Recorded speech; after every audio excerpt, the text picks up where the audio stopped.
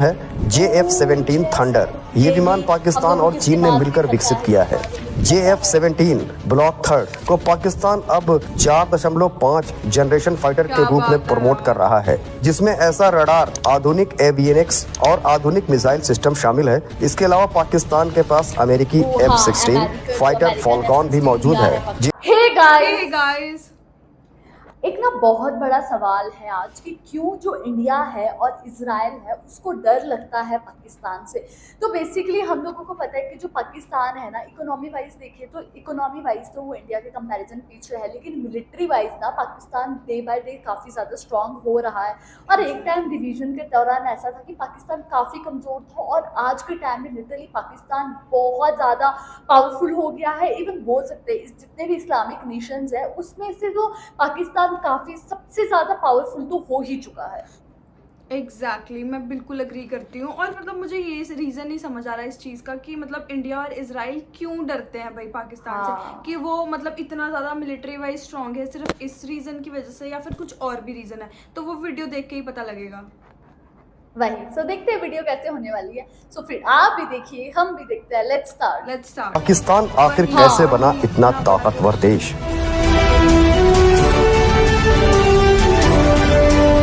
और उसके पास ऐसी कौन कौन सी ताकत है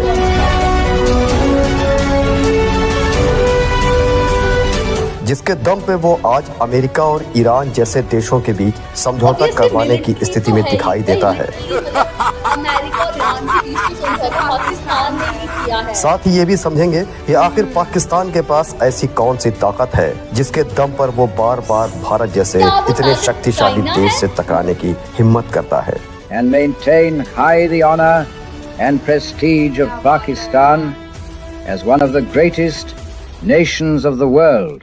दोस्तों, दुनिया में कुछ देश ऐसे हैं जो अपनी अर्थव्यवस्था, टेक्नोलॉजी या जनसंख्या की वजह से ताकतवर कहलाते हैं, लेकिन कुछ देश ऐसे भी हैं जिनकी सबसे बड़ी पहचान उनकी सेना और युद्ध क्षमता बन जाती है। पाकिस्तान भी उन्हीं देशों में से एक है, जहां एक ऐसा देश जो बार बार राजनीतिक संकटों, आतंकवाद, आर्थिक गिरावट और अंतर्राष्ट्रीय दबावों से जूझता रहा, लेकिन इसके बावजूद आज भी दक्षिण एशिया की सबसे बड़ी सैन्य शक्तियों में गिना जाता है। पाकिस्तान की सीमाएं भारत, चीन, अफगानिस्तान और ईरान जैसे बेहद अहम देशों से जुड़ी हुई है और यही लोकेशन उसे दुनिया की सबसे संवेदनशील ज्योग्राफिकल पोजीशन में खड़ा करती है। 1947 में जब पाकिस्तान बना था तब उसके पास न मजबूत अर्थव्यवस्था थी, न भारी उद्योग, न आधुनिक हथियार और न ही कोई स्थिर व्यवस्था, लेकिन कुछ ही दशकों में वही पाकिस्तान परमाणु हथियारों वाला देश बन गया। आज पाकिस्तान के पास दुनिया की बड़ी सेनाओं में से एक मौजूद है। आधुनिक मिसाइल सिस्टम है, परमाणु हथियार है, चीन जैसा शक्तिशाली सहयोगी है और ऐसी सेना है जिसने दशकों तक युद्ध और संघर्षों का अनुभव हासिल किया है। लेकिन सवाल यह है कि आखिर पाकिस्तान इतना ताकतवर बना कैसे एक आर्थिक रूप से कमजोर देश आज भी भारत जैसे विशाल देश को लगातार चुनौती देता रहा है, और क्या आने वाले समय में पाकिस्तान अपनी ताकत को और बढ़ा पाएगा? इसी कड़ी में आज हम विस्तार से समझेंगे पाकिस्तान कैसे बना इतना ताकतवर देश। पाकिस्तान की ताकत की जड़ें कहाँ हैं? 1947 में भारत के विभाजन के साथ पाकिस्तान का जन्म हुआ, लेकिन जन्म के समय पाकिस्तान की हालत बेहद कमजोर थी। उसके पास सीमित संसाधन थे, उद्योग लगभग न के बराबर थे और न सेना भी पूरी तरह व्यवस्थित थी। भारत के मुकाबले पाकिस्तान आर्थिक और सैन्य दोनों मामलों में काफी पीछे था, लेकिन पाकिस्तान की शुरुआत से ही एक सोच थी, सुरक्षा ही अस्तित्व है।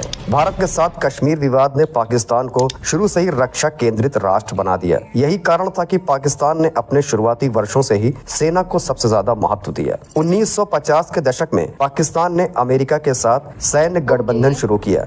सीटो और सेंटो जैसी संधियों के जरिए पाकिस्तान को अमेरिकी हथियार, ट्रेनिंग और आर्थिक सहायता मिलने लगी और पाकिस्तान उसकी रणनीति का अहम हिस्सा बन गया। इसी दौरान पाकिस्तान ने अपनी सेना को आधुनिक बनाना शुरू किया। अमेरिकी टैंक, लड़ाकू विमान और आधुनिक हथियार पाकिस्तान की सेना में शामिल होने लगे। इसके बाद भारत के साथ हुए 1948, 1965 और 1971 के युद्धों में पाकिस्तान की सेना को बेहद अनुभवी बना दिया। लगातार युद्धों और सीमा तनाव ने पाकिस्तान को ऐसा देश बना दिया जहां सेना सिर्फ सुरक्षा बल ही नहीं रही बल्कि राष्ट्रीय पहचान का हिस्सा बन गई। पार्ट 2, सेना का बढ़ता दबदबा।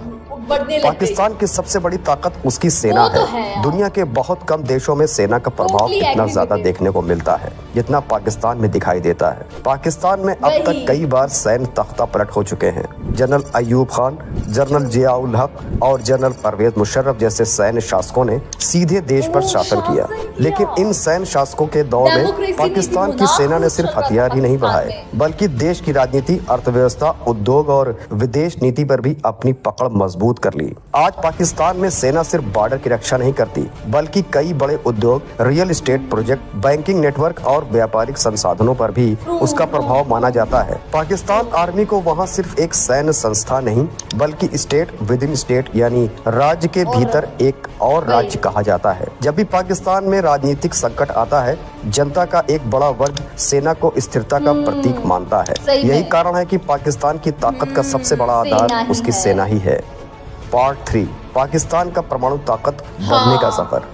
1971 का युद्ध जो ये पाकिस्तान के न्यूक्लियर इतिहास का वेपन सबसे आए बड़ा झटका था। पाकिस्तान, इसी युद्ध में न्यूक्लियर पूर्वी बॉम्ब, पाकिस्तान उससे अलग भी होकर पाकिस्तान बांग्लादेश बहुत बन गया। powerful इस बन हार ने पाकिस्तान को अंदर तक हिला दिया। इसके बाद पाकिस्तान ने तय किया कि अब उसे हर हाल में परमाणु बनाना शक्ति है बनाना है। 1974 में जब भारत ने पोखरण में अपना पहला परमाणु परीक्षण किया, तब पाकिस्तान के प्रधानमंत्री जुल्फिकार अली भुट्टो ने कहा था, हम घास खाएंगे लेकिन ये अपना तो एटम बहुत बम जरूर famous बनाएंगे। slogan है इसके बाद पाकिस्तान ने गुप्त परमाणु कार्यक्रम शुरू किया। डॉक्टर अब्दुल कदीर खान इस मिशन के सबसे अहम चेहरे बने। पाकिस्तान ने यूरेनियम इंक्रीचमेंट टेक्नोलॉजी हासिल की और तेजी से परमाणु कार्यक्रम को आगे बढ़ाया। आखिरकार मई 1998 में पाकिस्तान ने बलूचिस्तान के चगाई पर्वतों में अपने परमाणु परीक्षण किए। पूरी दुनिया हैरान रह गई क्योंकि अब पहली बार कोई मुस्लिम देश आधिकारिक रूप से न्यूक्लियर गया पावर था बन चुका था। आज पाकिस्तान के पास अनुमानित 170 से अधिक परमाणु वॉरहेड्स मौजूद है और यही उसकी सबसे बड़ी रणनीतिक ताकत मानी जाती है। पार्ट 4, पाकिस्तान की मिसाइल ताकत। पाकिस्तान ने सिर्फ परमाणु हथियार ही नहीं बनाए बल्कि उन्हें पहुंचाने के लिए आधुनिक मिसाइल सिस्टम भी तैयार किए। आज पाकिस्तान के पास छोटी दूरी से लेकर लंबी दूरी तक की कई बैलिस्टिक और क्रूज मिसाइलें मौजूद हैं। शाहीन सीरीज पाकिस्तान की सबसे खतरनाक बैलिस्टिक मिसाइलों में गिनी जाती है। इसकी अलग अलग वेरिएंट भारत के कई बड़े शहरों तक पहुंचने की क्षमता रखते हैं।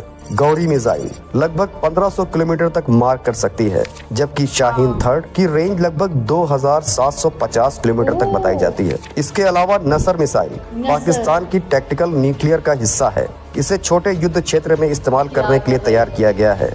बाबर क्रूज मिसाइल पाकिस्तान की ऐसी मिसाइल है जिसे जमीन, समुद्र और कुछ प्लेटफॉर्म से लॉन्च किया जा सकता है। इन मिसाइलों का सबसे बड़ा उद्देश्य सिर्फ हमला करना ही नहीं बल्कि दुश्मनों पर रणनीतिक दबाव बनाए रखना है। यही वजह है कि पाकिस्तान अपनी मिसाइल ताकत को लगातार आधुनिक बना रहा है।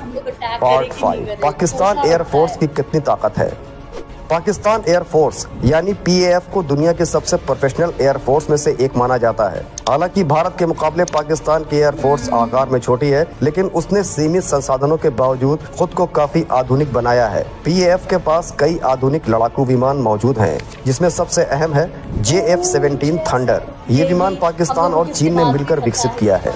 JF-17 ब्लॉक थर्ड को पाकिस्तान अब 4.5 जनरेशन फाइटर के रूप में प्रमोट कर रहा है, जिसमें ऐसा रडार, आधुनिक एवियनिक्स और आधुनिक मिसाइल सिस्टम शामिल है। इसके अलावा पाकिस्तान के पास अमेरिकी F-16 फाइटर फॉल्कॉन भी मौजूद है, जिन्हें उसकी एयरफोर्स की रीढ़ माना जाता है। हाल के वर्षों में पाकिस्तान ने चीन से अत्याधुनिक J-10C लड़ाकू विमान भी शामिल किए हैं। J-10C को चीन के सबसे आधुनिक 4.5 जनरेशन फाइटर जेट्स में गिना जाता है, जिसमें ऐसा रडार, लंबी दूरी की PL-15 air to air missile और आधुनिक इलेक्ट्रॉनिक वॉरफेयर सिस्टम लगाए गए हैं। पाकिस्तान ने इन विमानों को अपनी एयरफोर्स की स्ट्राइक और एयर सुपेरियरिटी क्षमता बढ़ाने के लिए शामिल किया है। वहीं डिजॉल्ट मिराज थर्ड और डिजॉल्ट मिराज 5 जैसे पुरानी फ्रांसीसी जेट्स को भी पाकिस्तान ने अपग्रेड करके अभी तक सेवा में रखा हुआ है। PAF की सबसे बड़ी ताकत उसका ट्रेनिंग स्टैंडर्ड माना जाता है। पाकिस्तान अपने पायलट्स की ट्रेनिंग और कॉम्बैट रेडीनेस पर बहुत ज्यादा ध्यान देता है। इसी कारण पाकिस्तान एयरफोर्स कई बार अंतर्राष्ट्रीय सैन्य अभ्यासों में से अपनी क्षमता दिखा चुकी है।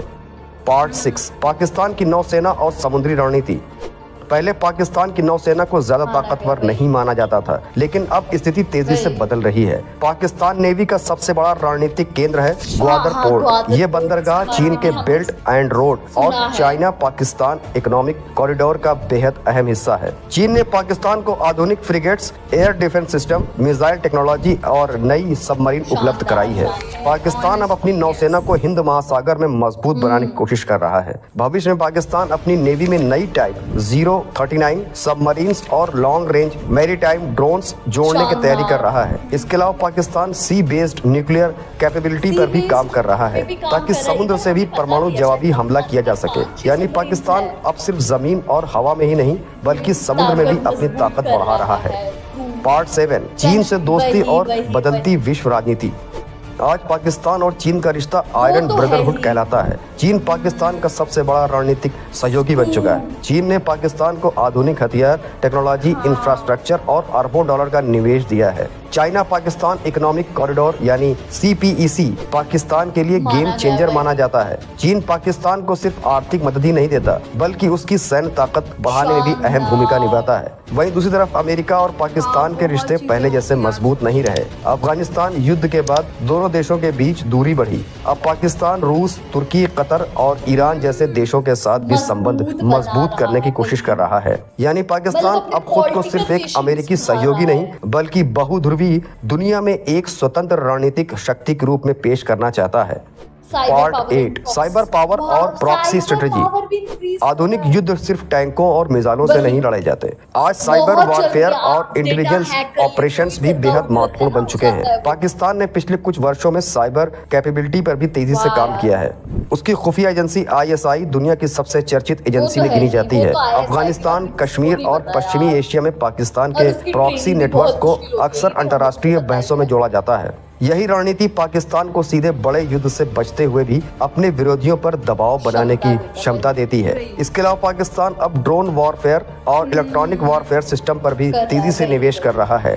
शाफर 2 और बुराक जैसे ड्रोन निगरानी और सीमित हमलों के लिए इस्तेमाल किए जा सकते हैं। पार्ट 9, आर्थिक संकट के बावजूद ताकत कैसे बरकरार है।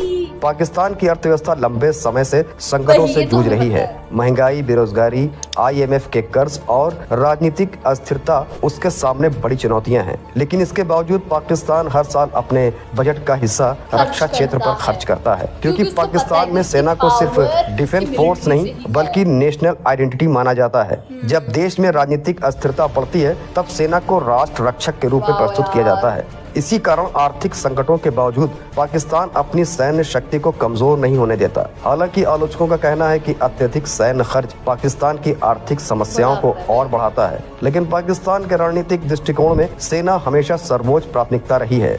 पार्ट 10, पाकिस्तान का भविष्य कितना ताकतवर होगा। 2026 तक पाकिस्तान के पास लगभग 6.5 लाख एक्टिव सोल्जर्स, लाखों रिजर्व ट्रूप्स, हजारों टैंक, सैकड़ों लड़ाकू विमान, आधुनिक मिसाइल सिस्टम और 170 से अधिक परमाणु वॉरहेड्स मौजूद माने जाते हैं। इसके अलावा पाकिस्तान तेजी से drone technology, missile command, space programme और आर्टिफिशियल इंटेलिजेंस आधारित वॉरफेयर सिस्टम पर भी काम कर रहा है। लेकिन पाकिस्तान के सामने चुनौतियां भी कम नहीं है। आर्थिक संकट, आतंकवाद, राजनीतिक अस्थिरता और बढ़ता अंतर्राष्ट्रीय दबाव उसके भविष्य को कठिन बना सकते हैं। आज पाकिस्तान एक विरोधाभास बन चुका है। एक तरफ आर्थिक कमजोरी, दूसरी तरफ परमाणु शक्ति, एक तरफ आंतरिक अस्थिरता, दूसरी तरफ शक्तिशाली सेना। लेकिन इसमें कोई शक नहीं कि पाकिस्तान ने सीमित संसाधनों के बावजूद दुनिया को दिखा दिया कि रणनीतिक लोकेशन, सैन्य फोकस और दृढ़ संकल्प किसी भी देश को बड़ी ताकत बना सकते हैं। तो यार ये बहुत ही ज्यादा नॉलेज करेगा कि नहीं भाई।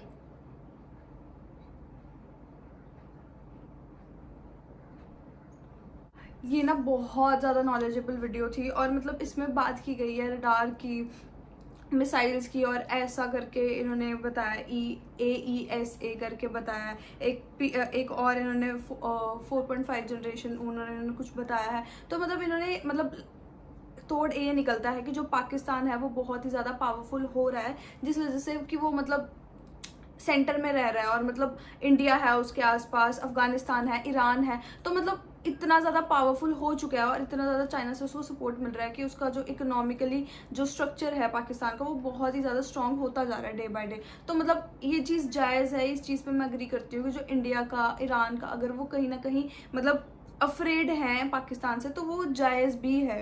यार देखा जाए ना, इस वीडियो में ये बोला गया था कि जो पाकिस्तान है वो क्यों स्ट्रांग बनता जा रहा है और जो इंडिया और इजराइल उससे क्यों डर रहे हैं। तो उसके बेसिकली 9 रीज़न बताए गए, जिसमें से एक रीज़न ये था उसकी मिलिट्री, कि जो पाकिस्तान है उसकी जो मिलिट्री है वो पाकिस्तान को हैंडल कर रही है रादर देन इकोनॉमिक क्राइसिस।